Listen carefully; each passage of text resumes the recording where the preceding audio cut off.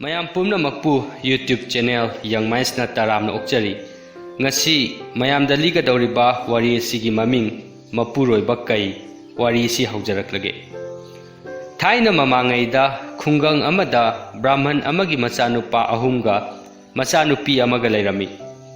machanupi duna atombi oirami maram aduna imung manunggi miyoi singna mahakpu yamna kethongna yoklami mahangna pakhang ama uba khudingi mama mapada pakhang duda luhongbinaba hairami mama mapana mahakpu mapung marai phadri khanduna mahakpu hiram adudagi tokhaina thamlami chahi khara haukraba matungda mahak mapung marai pharaglami mama mapana mahakpu brahman nupa amada luhongdrabadi miyamna makhoibu inthok pirakani khanbadagi makhoi mahaki mapuroiba oigadaba nupadu thirami khungang adugi manakta sathiba kai ama leirami kai adu mitrang yamna hairami mahakna oningba mawongda onba ngamlami mahak brahman singna thongba chak insang chaba yamna pamlami mahakna yamna toina brahman saduna laisang sing amadi atay mafam singda brahman na thongba chak chaba chatlami mahakna brahman nupi ama lauduna mana thongba chak insang su chage khalami nongma mahakna miyam marakta brahman na thongba chak insang charingaida mahakna brahman gi machanupi du brahman nupa uba khudingi nungsiba phongdoi haibadu tarami migi saktam lauriba kai aduna masa mathanta haijarami ai brahman pakhang saduna brahman nupidugi thamoidu joy tawdaba yade mathangi numitta brahman pakhang amagi saktam lauduna khungangduda cheliba turel adugi mapanda phamduna mahaki haksangda ut taisinduna ramayangi lairik ama phaktoklaga parami nupi kharana hainarami sida lairiba brahman anauba asigi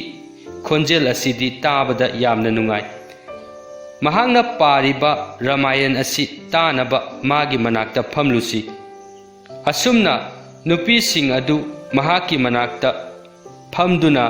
mahangna ramayan gi lairik pabadu tarami tanjaduda mahangna pamba brahman nupi adu turenda irujaba laklami brahman nupi aduna mahakpu hek ubada nungsiba phaurami mahangna mamada mahaki mapada brahman nupaduda luhongbinaba haibiyu haina hairami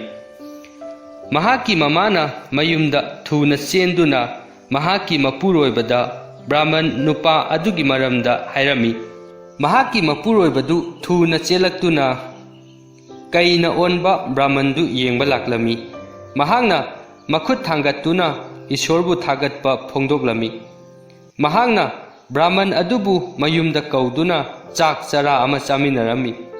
mahaki masanupidu mangonda luhongnaba haudoglubada brahman pakhang adusu yarami chaklen adu charaba matungda mahaki mama mapa hangbada kai pakhang aduna khumlaklami madudi mahaki mama mapadi thangnaba umang asigi nakanda lei hairami brahman mama mapadu yamna khanthabagi matam leiramde brahman pakhang aduda makhatana wahang kaya su hanglamde brahman pakhang adu masang matau yamna phajaba chung phiran chabaduda brahman nupi adu mangonda luhongbirami luhonglaba matungda tha ama chaklen silami kai brahman aduna mahaki anauba mari mata singda yamna harauna wari sarami makhoidi mahak kaine di khangponte mahangna brahman amana tawgadaba thabak thoram sing adusu chithadana tawrami mahaki penabasu charami tha amagi matungda mahak umangda sa tanduna mahaki aram khorangba kokhanba pamlaklami numit kharani di miyoi bagi sak insang sabadi karisu taude adubu matam kuina chasilaglabadi masadu hainaramde maram aduna nongmadi mahangna makubokta hairami ikubok ai ima pabungi manakta chattaba yadre makhoi ai leitabagi yamna waram lagani nachanupibu aigi yumda mi mayam chattuna thinbadusu tawbiganu nakhoida paisa hena tingnabani madugi mahutta aina mahakpu puduna aigi ima pabungda hakthengna na sinarage masi matangdi aingonda ayaba pibiyu brahman mama mapadunasu mahakna hairibaduda yarami makubokna hairaklami nahakti aigi isanupigi mapuroibani haujikti mahaksi nangi oirabani nahakna mahakpu pukhibada aina ayaba pirabani aikhoina nahakpu thajai adubu manempoktudi machanupidu yumda thadoktuna chatkhini khanbada yamna warami mahakna mahakki machanupi amadi mayanupana lambi lamsang chatpada chanaba kek ahing chupaduma semlami mathangi numita makhoi ani mayumdu thadoktuna makhoigi khongchat adu haurami makhoigi mari mata sing aduna brahman nupi haibadi mahakki loinabidu urum phangbada pothahanbiyu mahakna chaning thakningba matamda pija pithak tawbiyu hairami maduda mahaksu yarami makhoi ani mayamda bidai piramlaga makhoi anigi khongchattu haurami makhoina pung ama chatlaba matungda brahman nupiduna pukhri ama urami pukhridugi akoibada uchek singna nungaina khunglami mahangna mapuroibada pukhri manakta changlaga makhoina purakpa chanabadu chasi hairami maduda mahakki nupana haraklami tumin layu natradi ai nangonda aigi asengba saktam ulakani madu tabada brahman nupidu kirami khongchat adu tuminna chatlami khara chatlaga atopa pukhri ama muk thengnarami maduda mahakki nupada pukhri manaktuda chattuna chanabadu chasi hairami maduda magi nupaduna hanagum chap manana khumlaklami haujikti mahak chak lamle mahakki nupana hairiba mawongduda su nungaitaba phauраklami mahakna nupaduda hairami madudi makhoina umangdu hek yaurakpadagi mahakki khonjeldu karigi honglibano hanglami mahakna makhatana hairami kadaino nangi asengba masak haibado yengage utlo mahakna madu hek haibadagi di mahakki nupadu miyoibagi saktamdagi kaigi saktamda olaklami nupidu kibana thak thak niglaklami kai olabasu mahakki nupaduna miyoibagi khonjelda hairaklami haujikti asengba khangledana nahakki nakpuroibasi kaini haibasi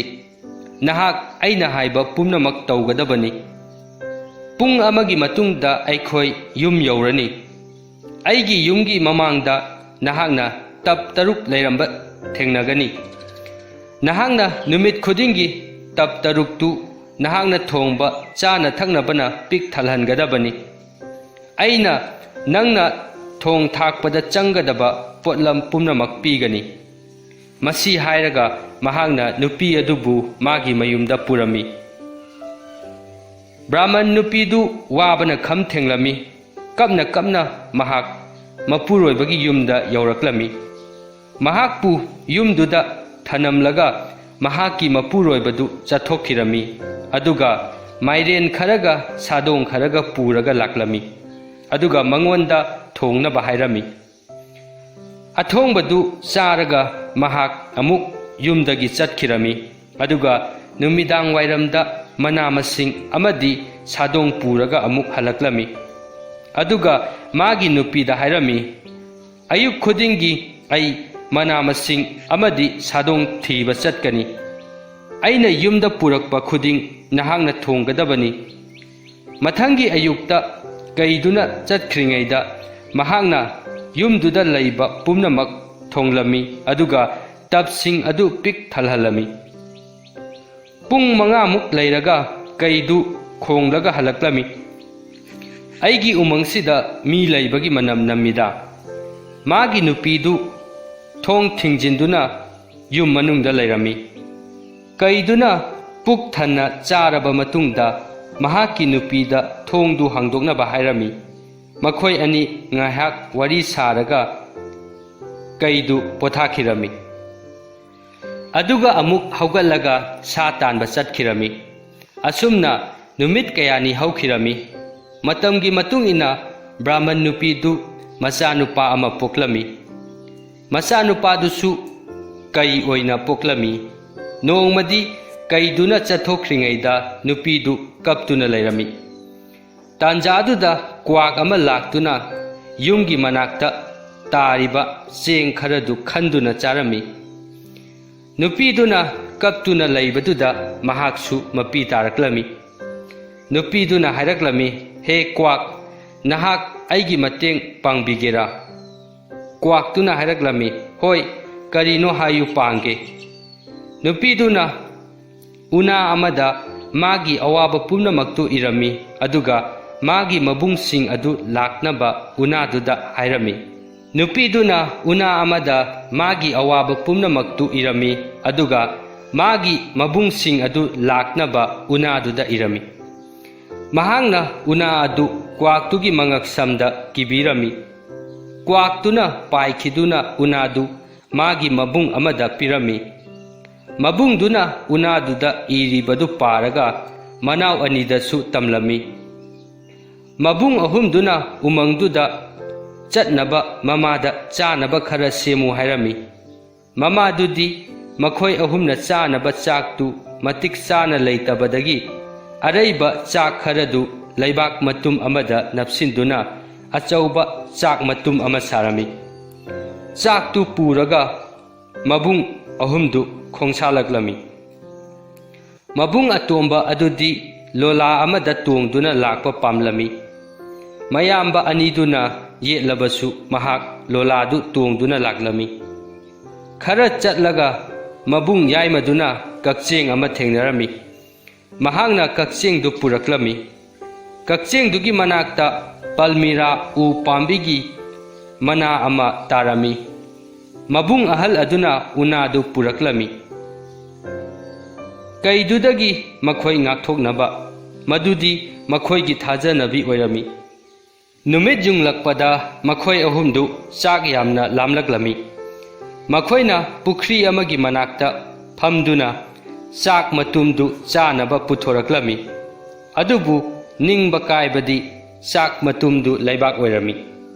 ꯃꯈꯣꯏ ꯅꯤꯡꯕ ꯀꯥꯏꯅ ꯄꯨꯈ꯭ꯔꯤꯗꯨꯒꯤ ꯏꯁꯤꯡꯗꯨ ꯊꯛꯂꯝꯃꯤ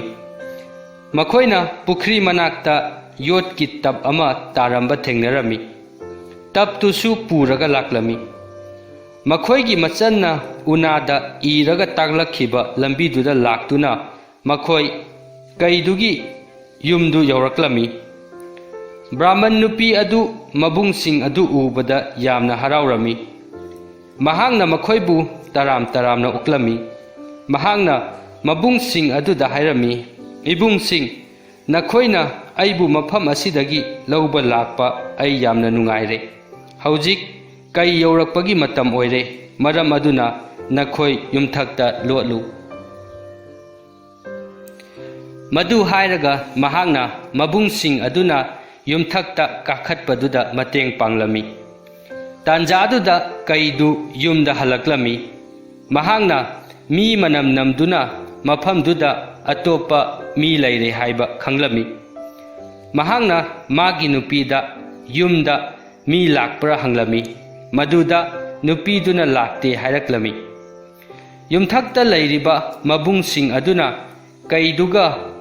ꯃꯈꯣꯏꯒꯤ ꯃꯆꯟꯅꯨꯄꯤꯒ ꯋꯥꯔꯤ ꯁꯥꯕꯗꯨ ꯎꯕꯗ ꯃꯈꯣꯏ ꯌꯥꯝꯅ ꯀꯤꯔꯝꯃꯤ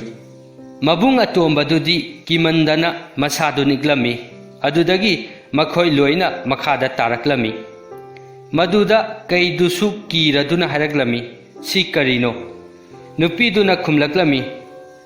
ꯀꯩꯁꯨ ꯅꯠꯇꯦꯗ ꯃꯈꯣꯏ ꯅꯍꯥꯛꯀꯤ ꯅꯕꯥꯏꯁꯤꯡꯅꯤ ꯃꯈꯣꯏ ꯄꯨꯡ 3ꯒꯤ ꯃꯃꯥꯡꯗ ꯃꯐꯝꯁꯤꯗ ꯌꯧꯔꯛꯂꯕꯅꯤ ꯃꯈꯣꯏ ꯅꯍꯥꯛꯅ ꯆꯥꯛ ꯆꯥꯕ ꯍꯦꯛ ꯂꯣꯏꯕꯒ ꯃꯈꯣꯏꯅ ꯅꯍꯥꯛꯄꯨ ꯎꯅꯅꯕ ꯇꯧꯔꯝꯂꯤꯕꯅꯤ